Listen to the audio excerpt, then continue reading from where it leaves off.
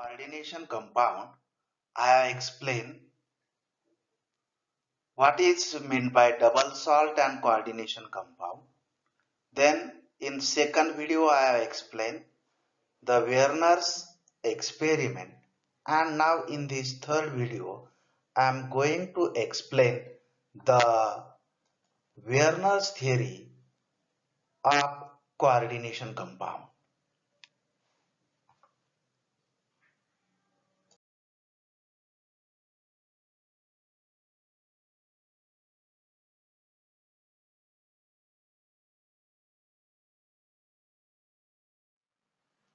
What we will learn in this video, we will learn Werner's theory in terms of the concept of primary and secondary valency, ionizable and non-ionizable groups in the coordination compound, writing formula of coordination compound, and how to predict geometry of molecule depending on the coordination compound.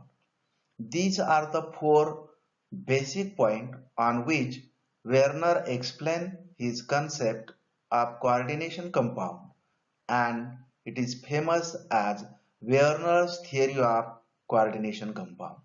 For this theory, Werner was awarded with Nobel Prize in 1930. As such, Werner predicted his theory in 1882, but up till 1907 the scientific world do not accepted Werner's concepts of coordination compound. But in 1907 the Werner work was accepted by scientific community, and he was awarded with Nobel Prize in 1913. The scientist Werner is always called as the father of coordination chemistry for his pioneering work in the coordination chemistry. So, already I told you that the Werner's theory is based on some concept, the primary valency and secondary valency are the two most important concepts of the Werner's theory. So, first of all, what is primary valency? So, primary valency, it is equal to the oxidation state of metal ion. So, the transition metal have positive charge, and to neutralize this positive charge, it requires some negatively charged ions. So, to neutralize or to satisfy the positive charge on the metal ion, negatively charged ions are associated with the complex, and this is nothing but the primary valency. So what is simple to remember? The primary valency is equal to the oxidation state of metal ion. So all of you are familiar with the oxidation state, which is nothing but the positive charge on the metal ion. So the important characteristic of primary valency, it is not fixed. It means that the primary valency is variable. For example, cobalt may have primary valency 2 when it is in +2 oxidation state. Cobalt may have primary valency 3 when it is in +3 oxidation state. Thus, due to variable oxidation state, primary valency of metal ion varies. So this is the very first and important concept. The second concept that was put forth, and this is the extraordinary concept in 1882. Okay, up till 1882 nobody has proposed the concept of secondary valency. Up till the Werner, all chemists or scientific community know that metal have only primary valency or only one valency, that is the oxidation state, or it is the number of bonds formed by the metal ion.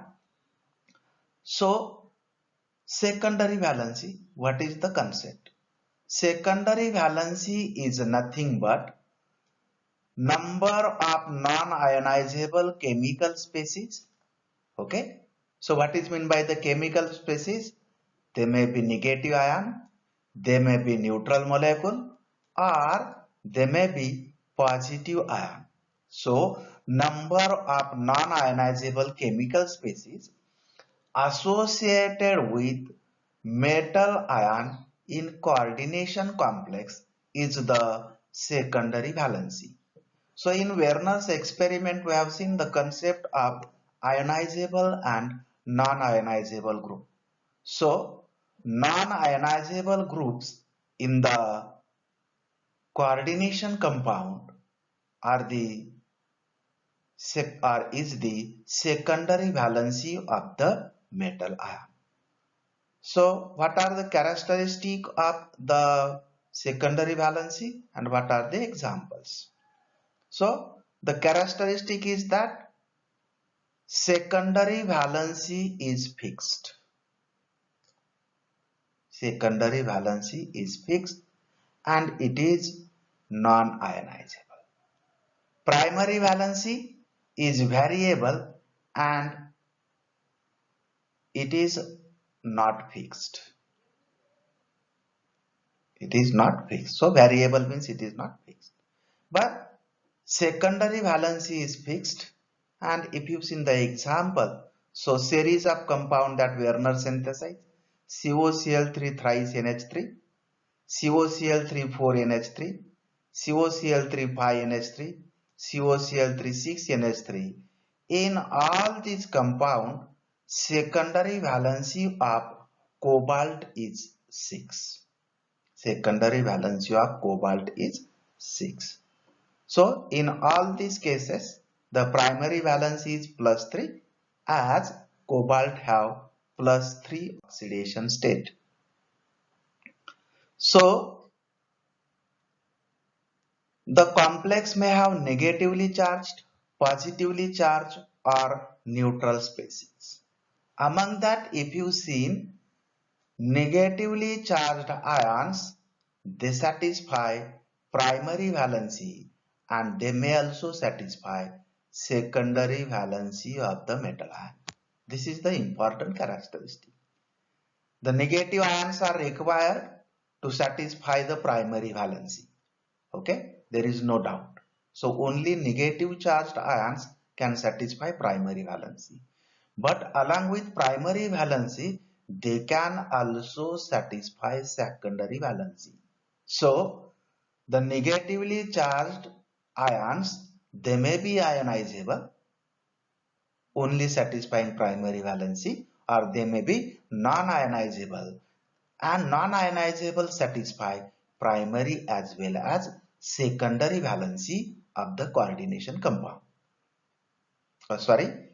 Of the metal ion.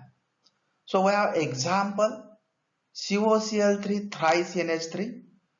Chloride is satisfying both valencies of the cobalt. Okay, so we are familiar COCl3 thrice NH3. When added in the water, it do not dissociate. So it do not dissociate means the chloride, 3 chloride ions are satisfying primary as well as secondary valency of the cobalt in the COCl3 thrice NH3. Alternatively, we have a second example, COCl3 6NH3. 6NH3 are satisfying secondary valency while 3 chloride ions are satisfying only primary valency. In this case, chloride ions do not satisfying secondary valency. How it is identified? By dissociation reaction. When COCl3 6NH3 added in the water, it gives rise formation of 3 chloride ions which can be identified by conductometry or by argentometric titration. So 3 chloride ions, they are ionizable, means they are satisfying only primary valency. So the negatively charged ions in the coordination compound may satisfy primary or primary as well as secondary valency of the coordination compound. The another characteristic of the negative ions or the primary valency. So negative ions satisfying only primary valency are ionically bonded. So this is the difference at that time.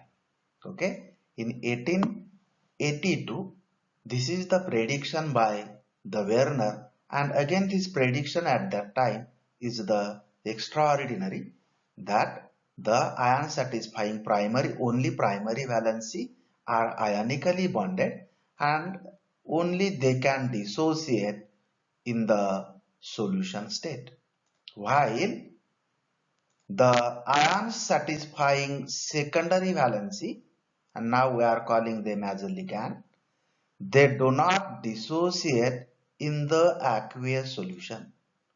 They remain bonded with the metal ion after dissolution in the water. So the negative ion, it is satisfying secondary valency, remain intact with the metal ion, and hence it do not dissociate. So the criteria of the dissociation that is applied to the double salt and the coordination compound, and this is the difference that was predicted by the scientist Werner, that primary valency, the ionization take place, secondary valency, ionization do not take place. Thus, on this basis, Werner proposed new scheme of writing the coordination compound as follows. So, coordination compound must be identified from the double salt, and hence Werner proposed new scheme of writing the coordination compound. So, if you see in this new scheme, something is written in the square bracket and something is written outside the square bracket. So, what is written in the square bracket? Metal ion and non-ionizable groups, they are written together in a square bracket, and the ionizable groups, they are written outside the square bracket. This is the very simple scheme that is proposed by the Werner to differentiate the double salt and the coordination compound. So here are the examples. Very first example, COCl3 thrice NH3, 3 ammonia and chloride, all are satisfying secondary valency, hence all together are written in the square bracket. Then we have COCl2 4NH, COCl3 4NH3. Okay, so CONH3 4 and Cl2, they are written in the square bracket, and one chloride outside the square bracket. The one chloride outside the square bracket is satisfying primary valency and it is ionizable. COCl3 5NH3, how it is written? CONH3 5Cl, they are written in the square bracket, and two chlorides outside the square bracket. So two chlorides are ionizable. And the last one, COCl3 6NH3, CONH3 6, this is written in the square bracket, and three chlorides outside the square bracket.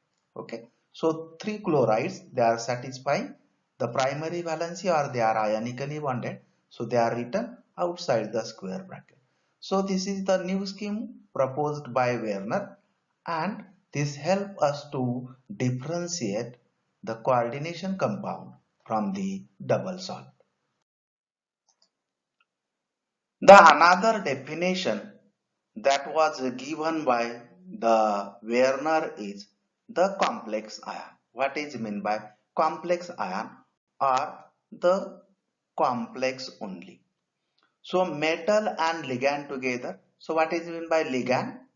The chemical species satisfying secondary valency. Okay, this is called as a ligand. So metal and ligand together form neutral or positively charged or negatively charged species.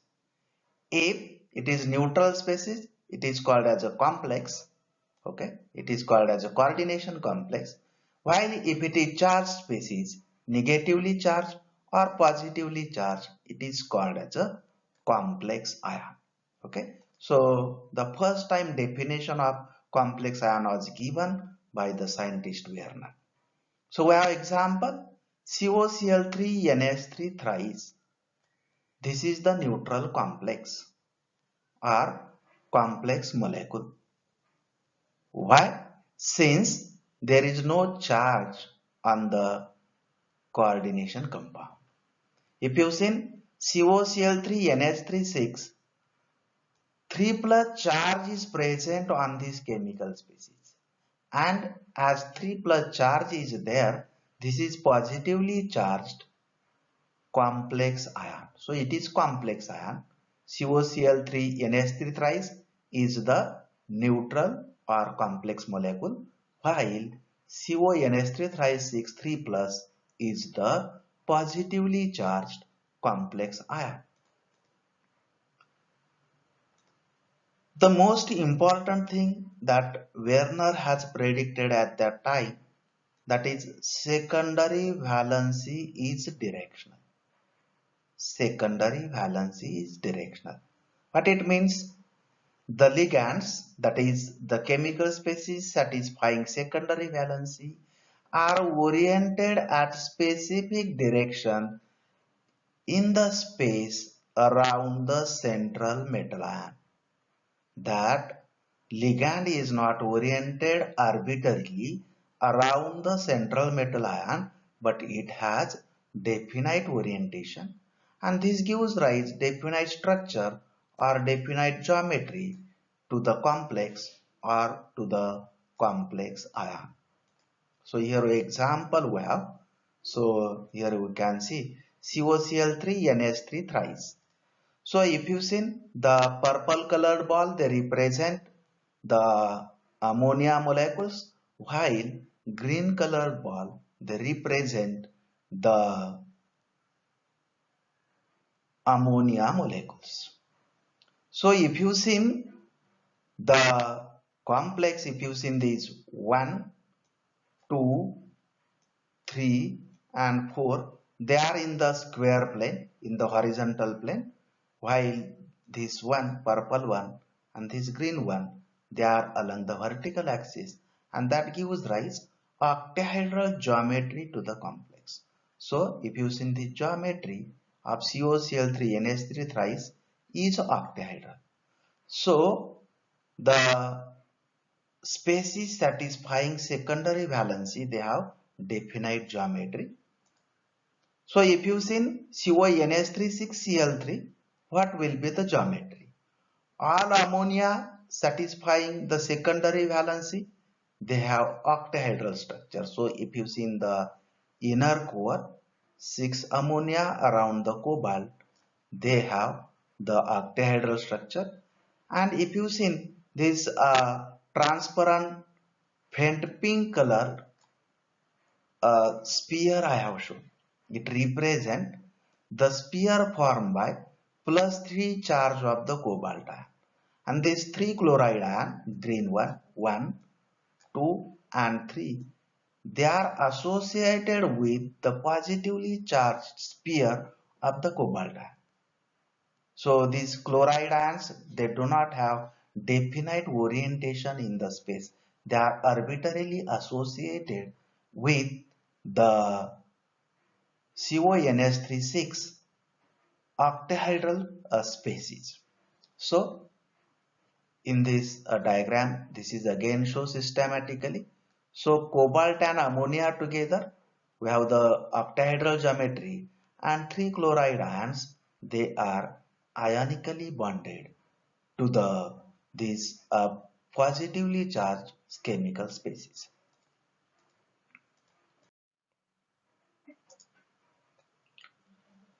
Okay, so now how the geometries are proposed by the Werner at that time, particularly for the octahedral and the square planar complexes and the tetrahedral complexes.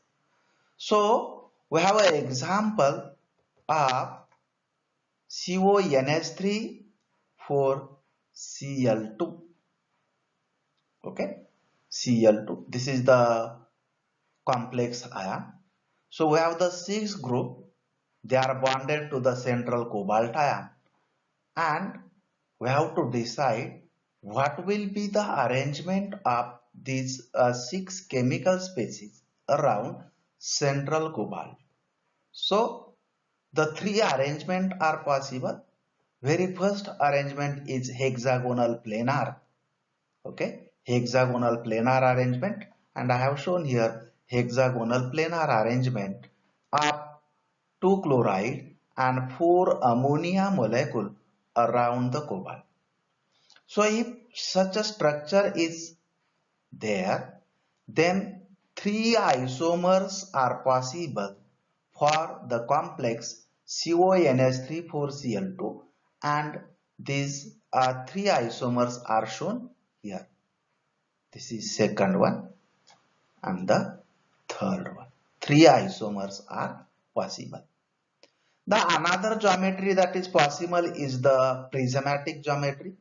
And if you see again prismatic geometry, I have shown in this second representation prismatic geometry, and for again prismatic geometry 3 isomers are possible. The first isomer, second isomer, and the third isomer. Okay, 3 isomers are possible for the prismatic geometry. Now the third geometry that is possible for the 6 ligands, that is the octahedral one. So I have shown here octahedral geometry for COCl2 NH34, and if octahedral geometry is there, these 2 isomers are possible. Okay, so the point is that if we have the 6 group in the secondary valency, they are bonded to the central metal ion. Theoretically, 3 geometries are possible: hexagonal planar, prismatic, and the octahedral. Now we have to confirm between these 3 what is the correct one. So what Werner has done, he has isolated practically the isomers COS NH3,4Cl2, and how many isomers he was able to isolate? Only 2 isomers. Okay, so now conclusion is very simple. Only for octahedral geometry 2 isomers are possible. Practically 2 isomers are obtained. What it means that CONH3,4Cl2 must have octahedral structure, octahedral geometry. So on the basis of the isomerism in octahedral complexes, Werner predicted the structure, and afterward the advanced structure called as X-ray crystallography came in the picture, and with the help of X-ray crystallography, structure of this complex was determined, and it is confirmed that it is octahedral. It is not prismatic and not hexagonal planar also. The next case is PTNH34Cl2. So if you see platinum is the metal ion, central metal ion, and for 4 groups, 2 geometries are possible. What are the 2 geometries? The tetrahedral and the square planar. These are 2 geometries, they are possible.